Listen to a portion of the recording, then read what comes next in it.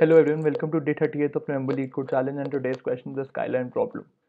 This is a hard problem in Lead Code, and if you're reading it for the first time, it looks a bit scary since and overwhelming uh, since there are multiple parameters involved in this question. But I'll tell you, it's a simple problem if you are well aware of priority queues, how in general they work.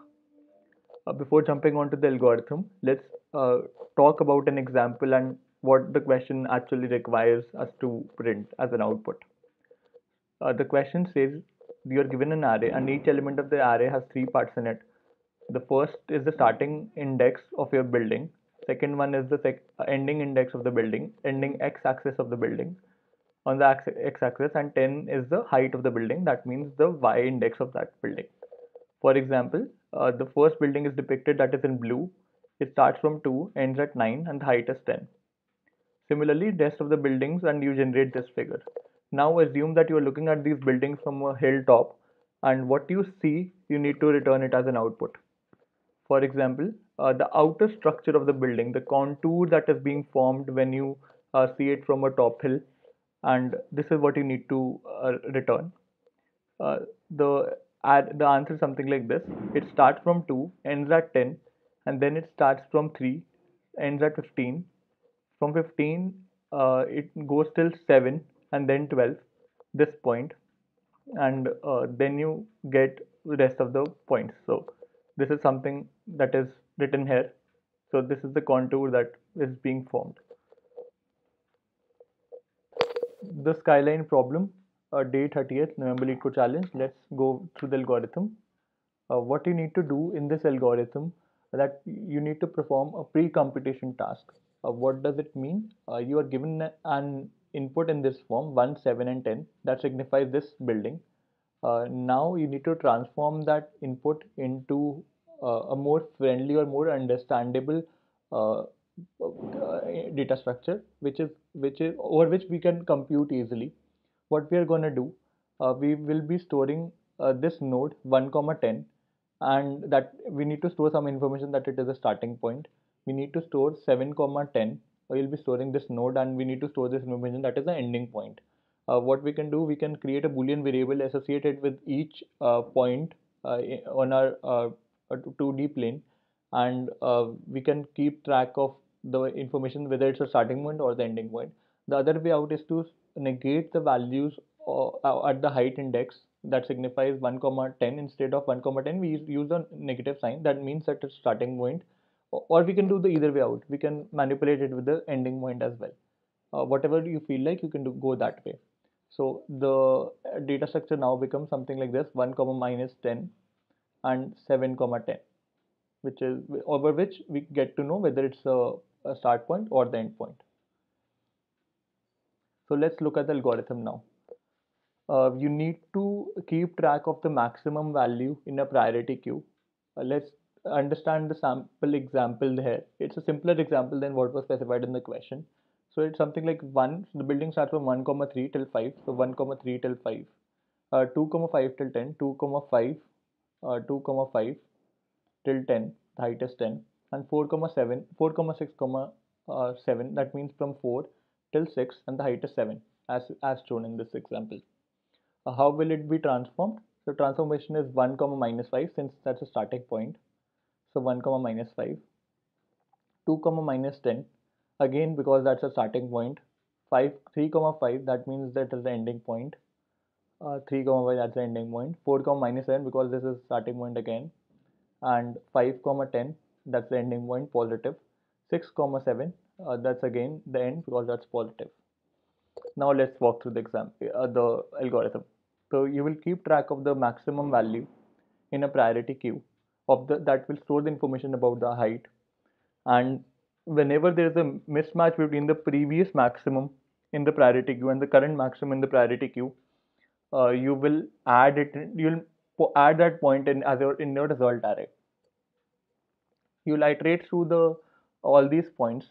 You will add a new point if the height is negative. If the height is positive, that means at the end of the building, you'll remove that value from the priority queue. That's it. So we'll be iterating through all these points. Whenever you see a negative height, that means at the starting point, you need to dump it in the priority queue. Whenever you see a positive value of the height, it means that there's end of the building.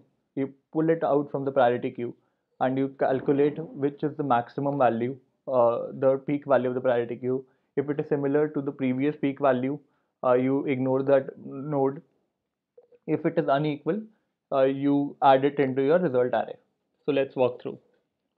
So you get 1 comma minus 5, and the priority queue is by default initialized to 0th height, so that it has 0 in it.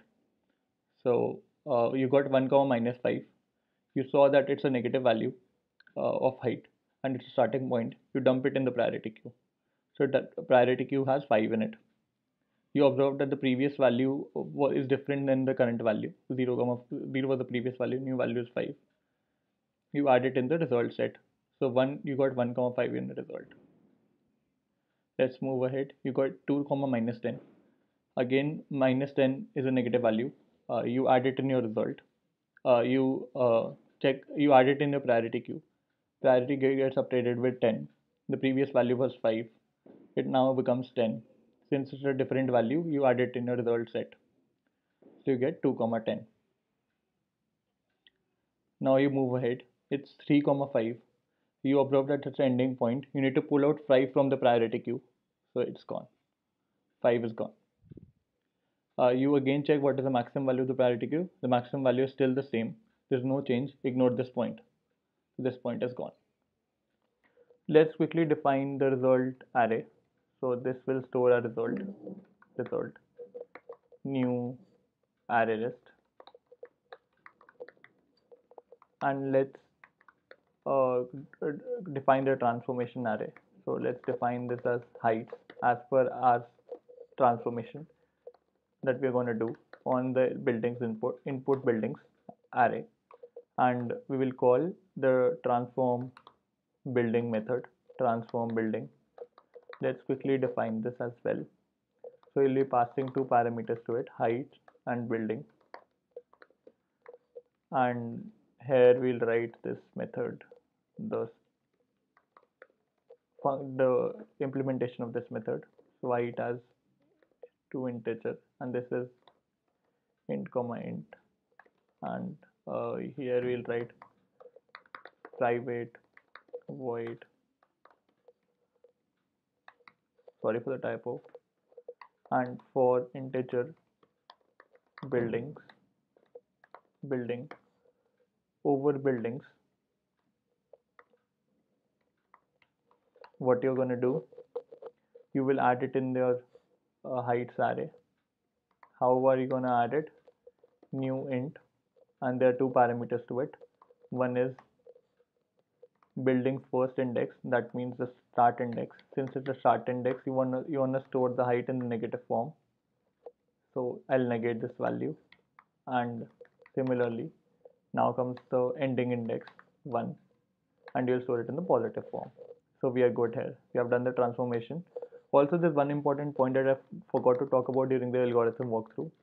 So you need to sort the array on the basis of the x index and then on the y index.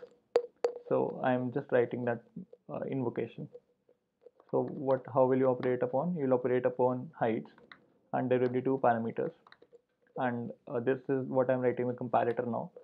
If the starting index is equal to the ending, the starting index of 2 points is equal, what you're going to do, you'll treat the height, the lower height first, and this is what you'll write.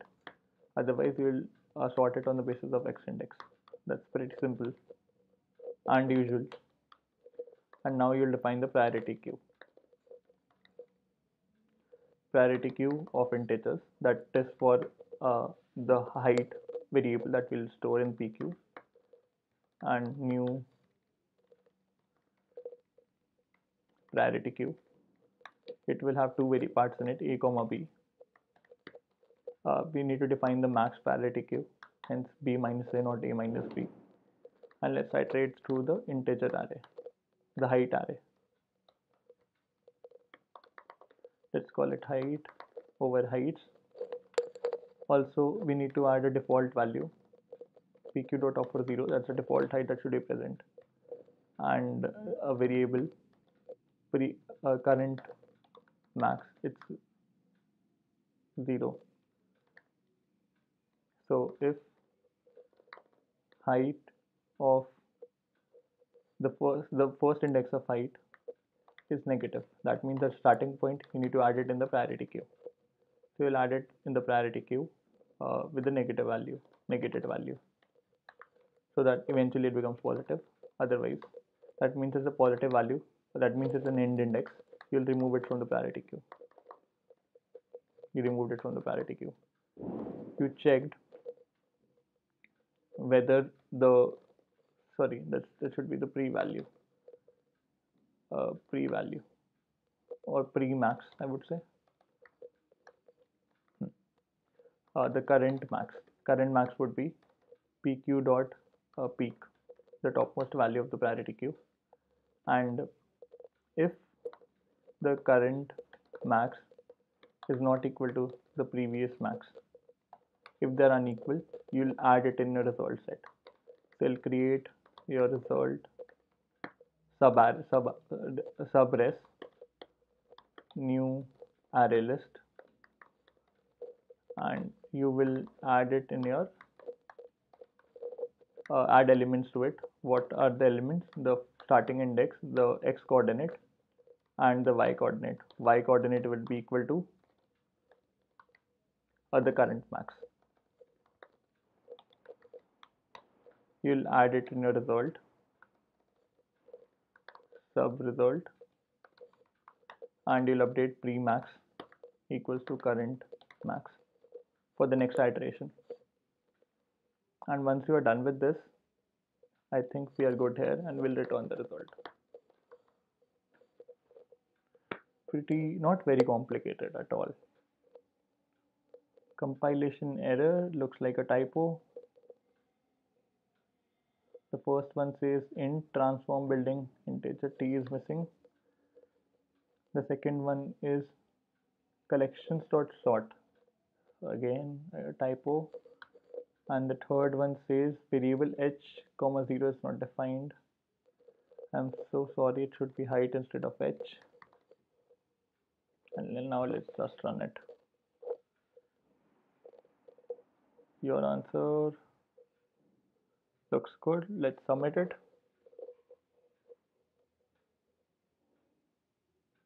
Accepted. Thanks for watching the video. And what we can do, we can talk about time complexity as well. So transformation is linear. You are iterating over buildings once. So this is order of n, and you are sorting the array.